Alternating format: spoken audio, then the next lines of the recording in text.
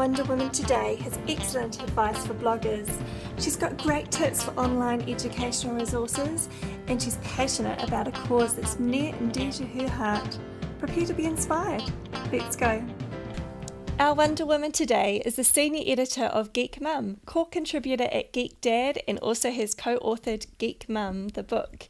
So she also finds time to homeschool her children. Welcome to Jenny Williams. Thank you. It's great to have you here today. Thanks, it's good to be here. So Jenny, what is your greatest joy as a parent? That's a tough question. There are so many joys. Every day we've got something different. But because I homeschool my kids, I get to see them all day long and, all night long and all weekend long, except now. But I get to see them in different situations that a lot of parents don't get to enjoy their kids in because they go to conventional schools or something. So I probably have a couple of greatest joys for being a parent.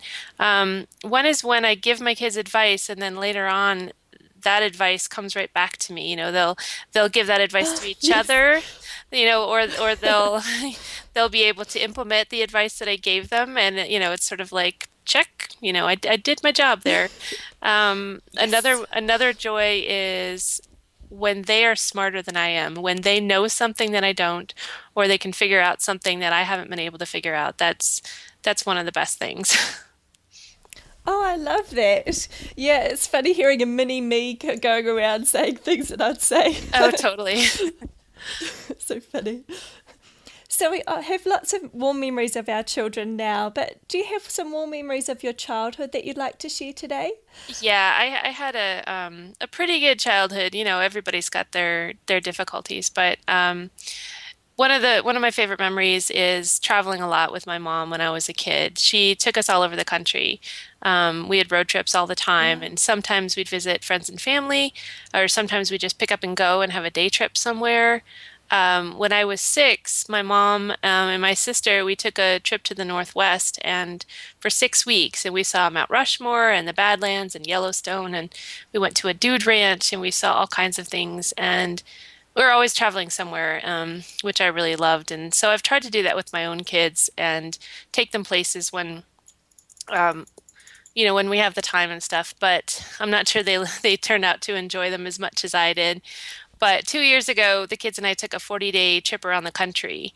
Um, Wow. we were just driving around for 40 days, and my half brother was getting married, and that was the impetus for the trip. And so we started out heading north and just kind of circled around and came back, and we saw museums, and we saw national battlefields, and we even got a tour of NASA.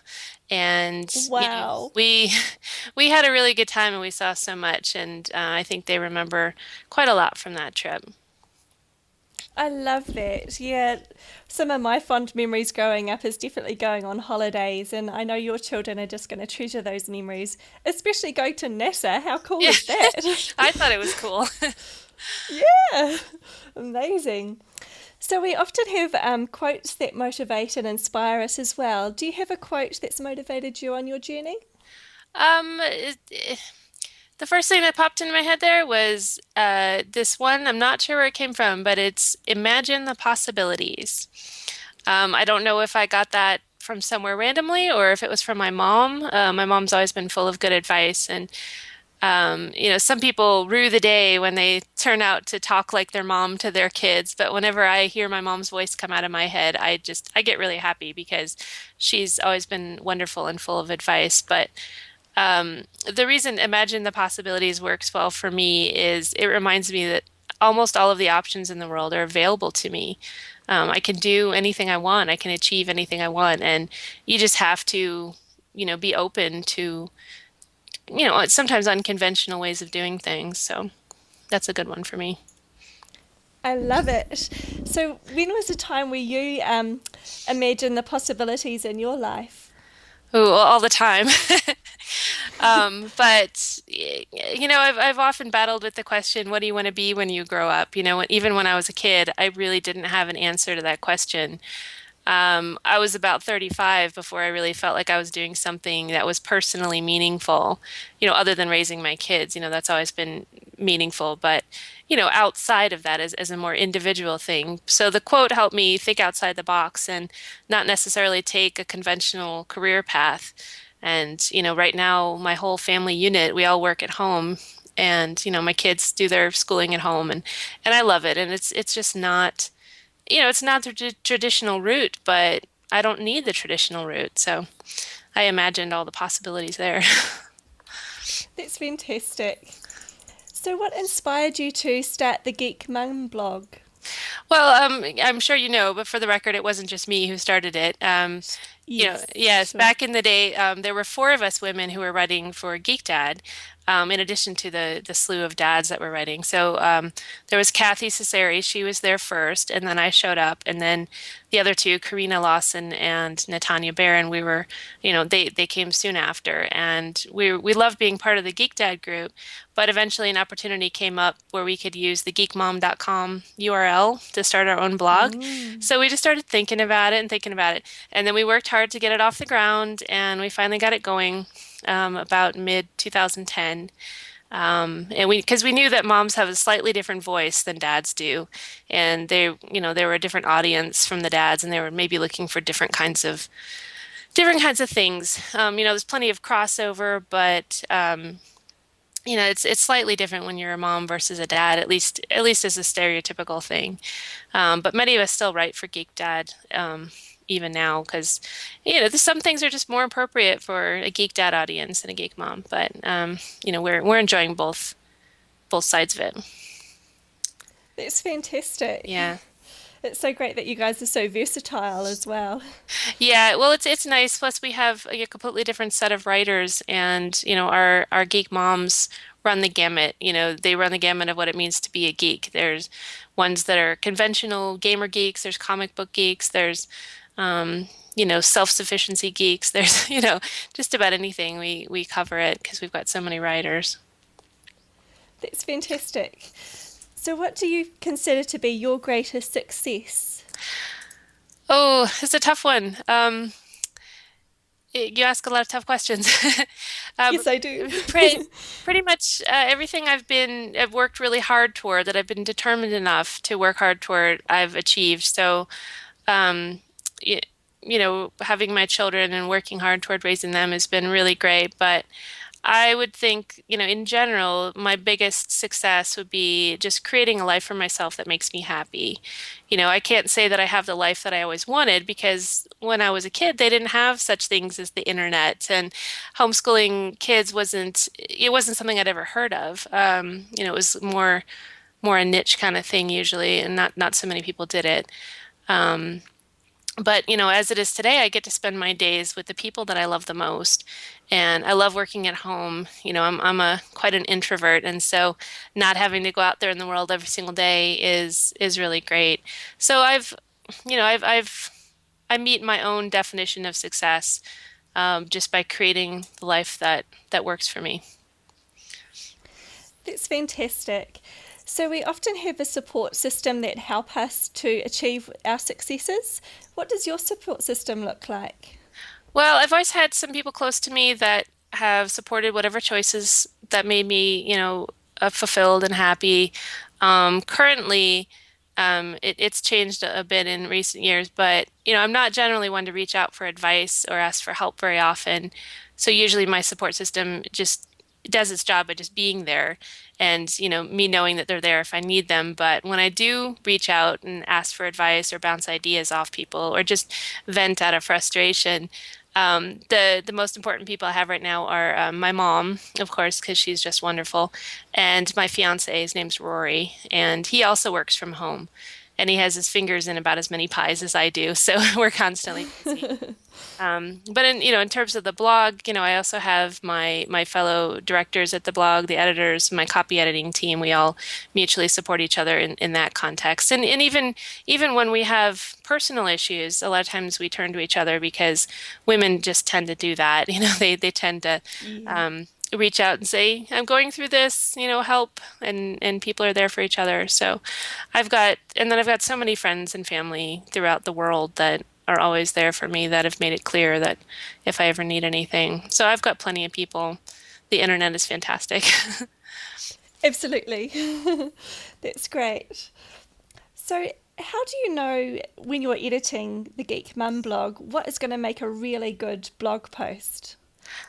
Oh, that's not an easy question. Again, it's Yeah. kind of the million-dollar question there. It's Yes. actually almost become a joke on the blog because you never know what's going to make a great blog post. You don't know by subject matter, by length of the post, how timely the subject matter is. Sometimes posts about the Wow. latest Google Doodle take off like crazy, and there's so many page views, and other times they hardly get any attention at all. And the same holds true for like opinion pieces or reviews or other kinds of posts. It just takes one site out there that latches on whatever subject you're writing about and they share it like crazy and then it really succeeds. But you never know which posts are gonna talk to somebody out there. They're gonna really connect with somebody. Um, but that's, that's in terms of page views. But if you're talking about a great post in terms of quality, any subject matter can make a great post. It just takes an interesting angle on that subject with some inspired writing, and pretty much there you go. Unfortunately, those aren't always the posts that get all the page views. Wow, that's, yeah, I can understand that it would be like the $1 million question that everyone would like to know, the secret sauce to Oh, know. yeah. If that, we'd be writing all of those posts all the time, and then we'd have so many page Yes. views. Thank you. That'd be great. So we've come to our wow round. This is where I'm going to ask some quick questions and you're going to come back with some amazing answers. Are you ready to inspire? Oh, the pressure. I'll do my best. Great. So, Jenny, what do you consider to be your superpower? Superpower. Oh, I know what I wish my superpower would be. I'd love to have teleportation, but that's not a thing. Oh, So, so cool. I don't know. I'm good at a variety of things, but one that probably not everybody has is that I have this unusual ability to know where things came from. Like, things that I own. Like I remember who gave me gifts, who loaned me books, where the kids' toys came from. So somehow in my memory, the source of items are attached to them. And this was really handy when I got divorced. But I'm also obsessed with correct grammar and punctuation, which is why I volunteered to head up the copy team for Geek Mom. I tend to be kind of a Jane of all trades, mistress of none. I can do a lot of things, but I'm not an expert in very many of them. So, yeah, I guess that leads me to my next question. When did you first visualize yourself as an editor of a blog?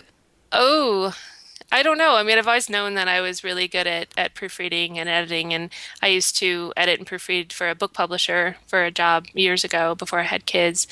Um, but exactly what I'm doing now is hard to say because the internet didn't used to exist, and so on making a living or having any kind of job where it's almost all online is it's a new phenomenon. But pretty much soon after I started writing for Geek Dad, it was the spring of 2009 when I started working there. I figured it might be possible eventually to make a go of a career online, and it fit my personality, my inclinations, my values. It was kind of like a dream thing because I always hated getting up in the morning, going to work, packing a lunch, and it never made me happy. And being able to do this from home is fantastic. So only pretty recently. Love it. That's great. So, what three qualities do you believe you have that you believe have helped you be a success? Hmm. Well, everybody has a different definition of success. But like I said before, but I'm pretty successful by my own standards. Over time, here's one thing, attention to detail, which helps me write clean copy and helps clean up other people's copy.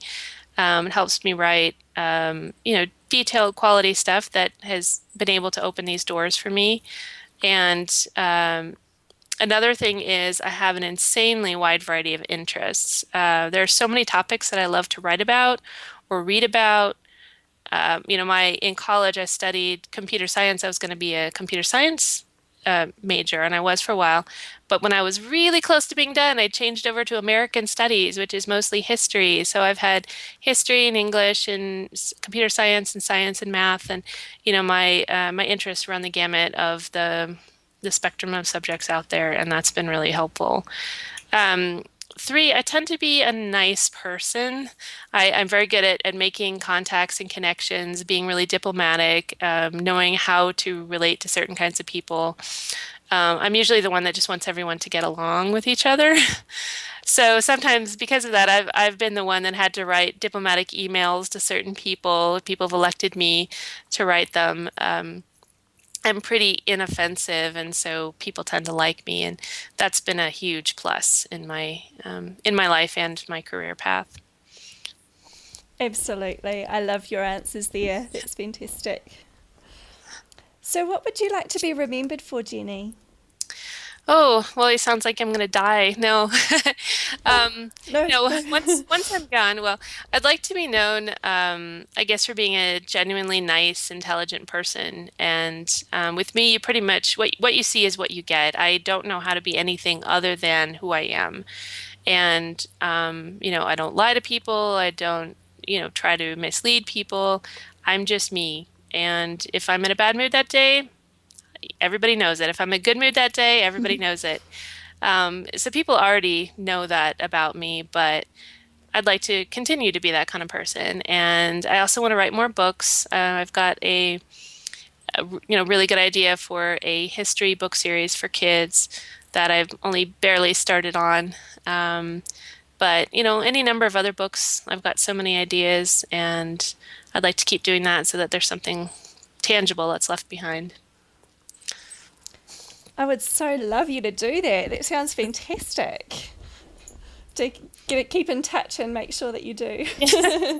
That sounds awesome. So, what charity are you passionate about? There's no one specific charity per se that I always support. Lately, I've been pretty passionate about mental health causes because my fiance Rory, he has several serious mental illnesses, and he blogs very, very openly about them at his blog, which is called Terminally Intelligent. And he kind of says things that most people would just keep secret or be, embarrassed about talking about, but he's like, here I am, let's talk about this. Let's break down the barriers and the stigmas. And I write there from time to time as well because he spent some time in the hospital this year. And while he was there, I wrote a bunch of posts. And um, so kind of together, we've been working on that. And we've also started a new project called The Face of Mental Illness, where people have been submitting photos of themselves with their particular mental illness stories and how they've been affected by it. And so we post them as quote unquote the faces of mental illness. And we're always looking for new submissions. So we're trying to reduce the stigma and raise awareness for mental illness because people just don't talk about it so much. And they don't there are some famous people that have been open about their depression or their being bipolar or whatever, but it's that's the exception more than the rule. So we're trying to just break down the barriers and get people to talk about it and have it not be something to be ashamed of. I think that's a fantastic cause. I just think that's wonderful because it doesn't need to be that because there's a lot of medication out there that Hmm. people can just live absolutely normal lives. Perfectly, And, yes. I mean, if you break your leg or something, or if you, I personally have very high cholesterol, it's hereditary. I just need to take a tablet every night. Mhm. It's not a big deal. Right. And I see that as the same. It's just some people have these conditions, they just need medication. They're still great people. Exactly. And sometimes Yeah, they're slightly more interesting than most people. yeah. And we need more interesting people in this world, that's for sure. I agree. Yeah.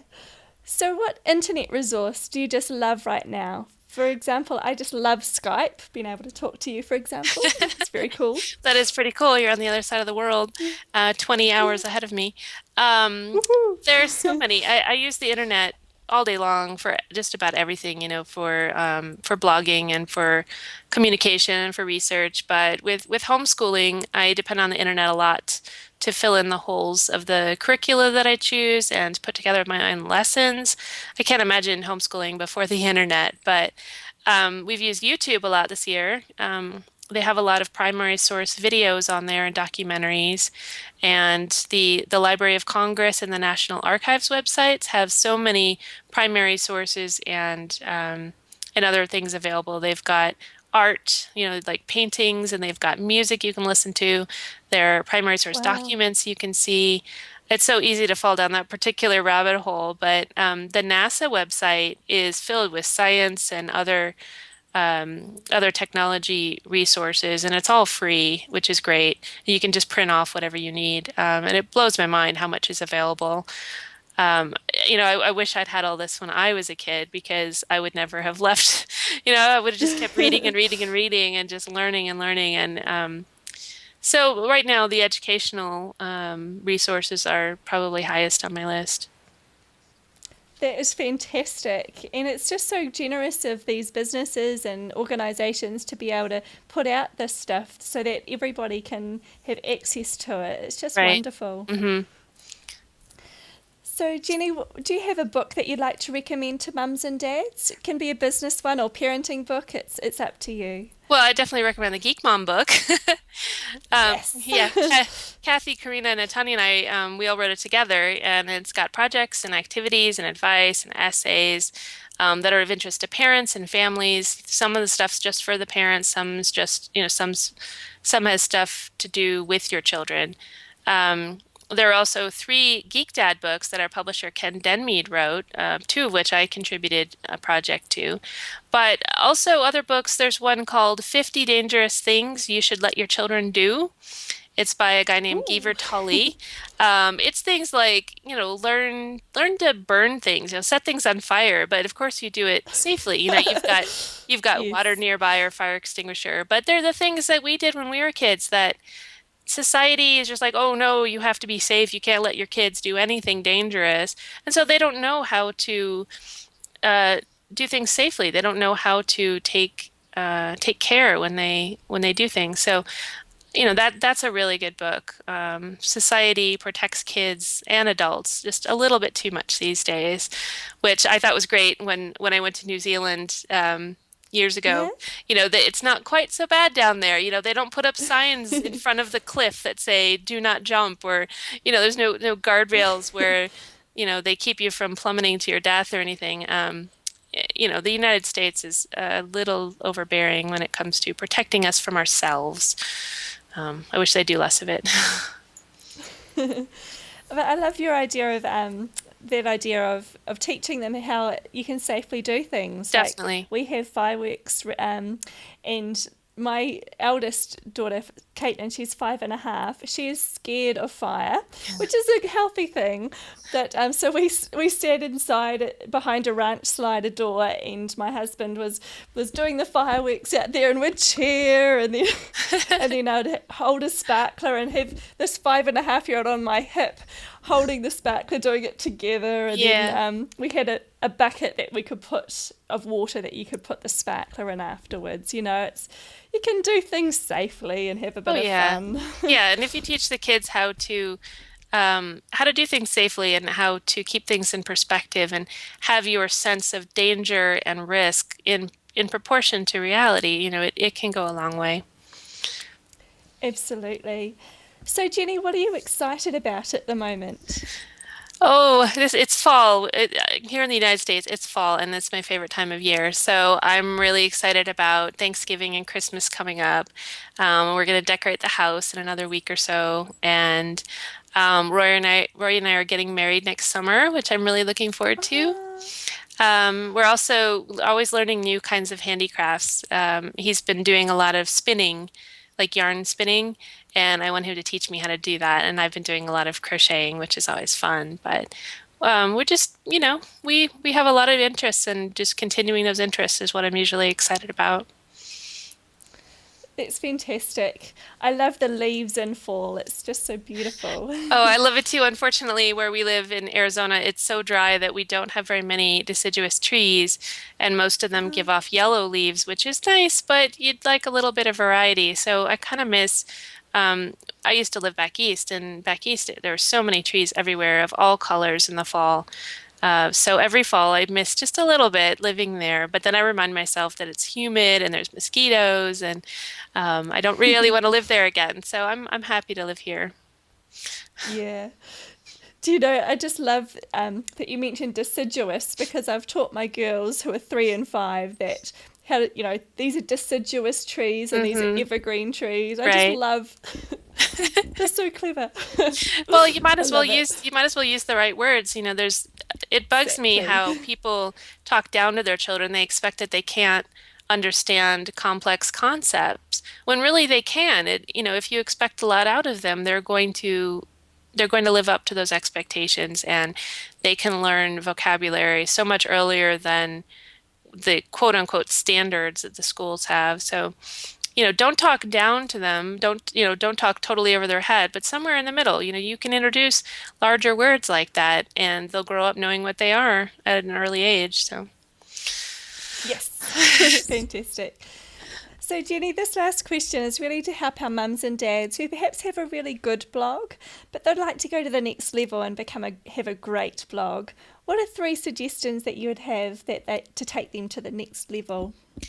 that's another $1 million question. If everybody had the answer to that, everybody would have a popular blog. Um, Number one, probably don't get discouraged. The audience for new blogs starts growing really slowly, usually, unless you're already famous to begin with. It takes on a while to get to that critical mass that, then the blog can take on a life of its own. But if you keep producing quality content, when the new readers do show up, they'll be reading all the things. They'll read all of your back posts and everything. So you want to have a good catalog of quality content, with links to different things. Be sure to put in links in most of your posts because the things you link to will learn about you from those links. There's a lot of pingback type things, and just keep working at it. Don't give up too soon. Another one is get out there yourself. Share the posts that you write on Twitter, on Facebook, Google Plus, wherever you hang out in social media, and get a Facebook page for your site. Read other blogs that have a similar audience, comment on the post there, and participate in any online communities that might cover the topic that your blog covers. And the biggest thing there is learn to recognize the opportunities as they come along because you never know what form they'll take, and you never know where they're going to take you. It's recognizing those opportunities and the people to connect with that's important.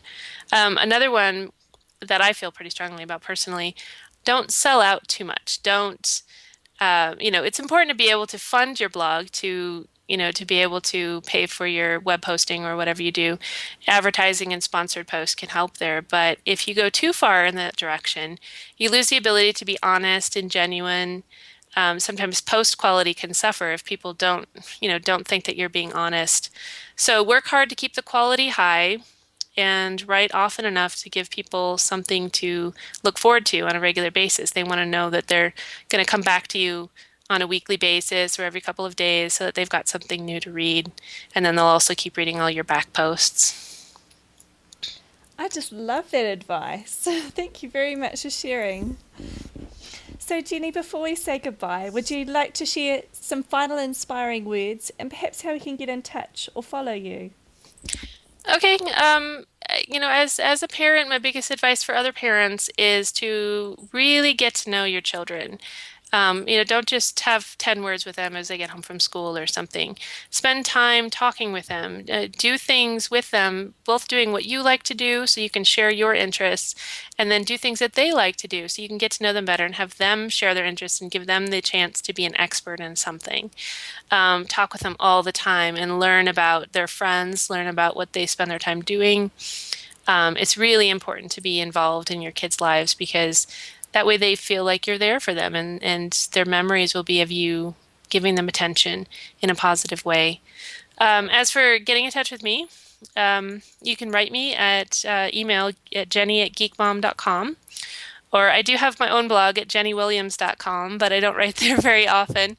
I need to write there more often, but I write for so many different places that I run out of writing mojo. I'm on Twitter at Jenny Williams. I don't tweet too much anymore, but if you write me on there, if you mention me, I'll definitely read it and write you back. You can also check out the Geek Mom Twitter feed at Geek Mom blog. Also, if you're interested in the face of mental illness, we're at thefaceofmentalillness.com and on Twitter at mentalmoxie, and we're also on Facebook. There's a million places to get a hold of me. That's fantastic. Well, Jenny, thank you so much for being so generous with what you've shared today. You truly encouraged and inspired our mums and dads, and we wish you every good thing for your journey ahead. Thank you so much. Thank you for having me. You can tell I love talking to Jenny, right? I especially love the advice she gave about blogging. So how about you head over to theparentalist.com and send Jenny out a thank you tweet. It's as quick as clicking a button, and I know she'd really appreciate it. But have a great week. Have a great weekend, because you know what? You're pretty great. See ya.